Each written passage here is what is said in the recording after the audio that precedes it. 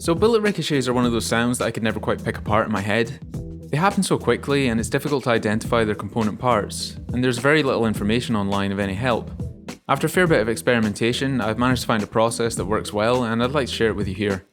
There certainly isn't one way to make ricochets, and each of them I listened to from various sound packs online had a very different character, but I believe they're all constructed from the same layers. First you have a pinging sound, which could be made more or less metallic depending on the surface that is impacted. Then you have the impact itself, made of dirt, rock, metal, that type of thing. And finally you have a whirring sound, presumably from the air around the bullet.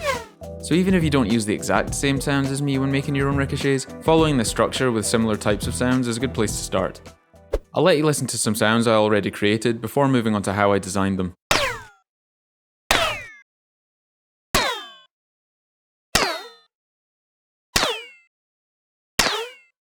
Let's begin with the pinging sound. I made this using a combination of wavetable and FM synthesis fed through a pitch shifter. The synth I'm using here is Falcon by UVI, but any wavetable or FM synth should do the trick. I'll start with the wavetable and pitch shifter. I'm modulating the pitch shifter's pitch with an envelope to get it closer to a ricochet sound.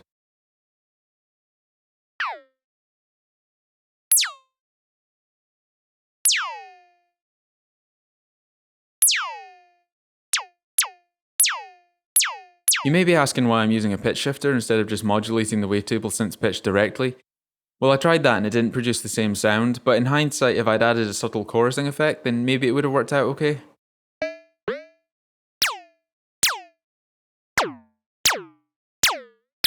The purpose of the wavetable layer is to add some noise to the overall sound. The FM sound provides the definition of the pinging, but sounds too clean by itself.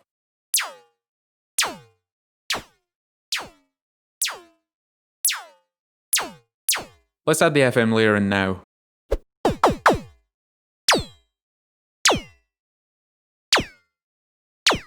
I'm trying to keep things quite generic sounding, but you could add more metallic quality if you wanted. I'll record a bunch of sounds now while adjusting the pitch shifter to see what comes out.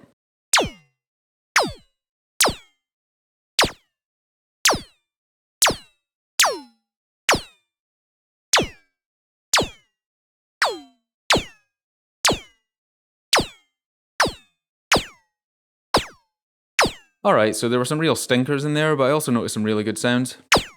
I'm going to experiment with different pitches in a sampler now. I find that playing at a lower pitch makes a much more realistic sound because it reduces the sharpness of the FM synth and also time stretches it to various lengths that you may prefer.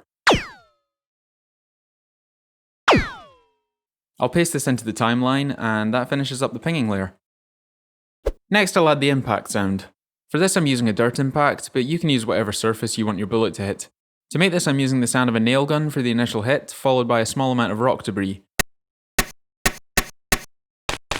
Both of these files were taken from Soundly. If you haven't heard of Soundly, it's a great tool to have in your arsenal, especially if you're just starting out and don't have an extensive library of your own. I'll leave a link in the description. Okay, the final layer we need is the whirring sound. I'm sure you could experiment with a ton of different sources to get this sound, but the one I found to work best is the sound of a race car pass by.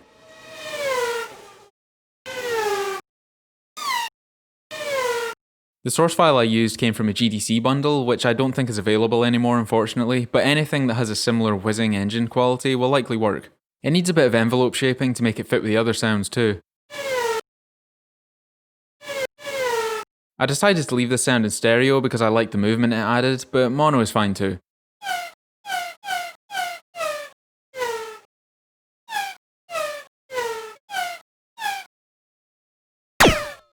It still doesn't quite sound like a ricochet, so let's add some pitch automation.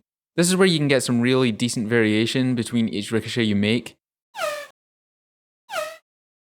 I'm also adding an autopanner to randomize the position of the sound on each play.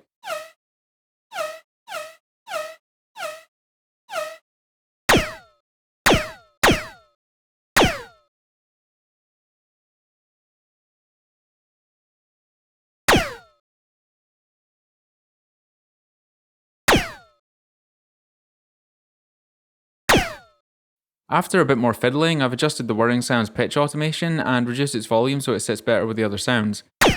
There's only one more thing I can hear that needs adjusted, and that's the low frequency content of the ping sound, so it's less thumpy and reduces the proximity effect. Okay, now that one ricochet is complete, you could create some quick variations by copying the events and adjusting the pitches or source files. So hopefully this has helped demystify bullet ricochets for you a bit. If you have any further suggestions to improve this method, or maybe you want to recommend an idea for a design tutorial, then leave me a comment below. Take care and have fun with your sound design.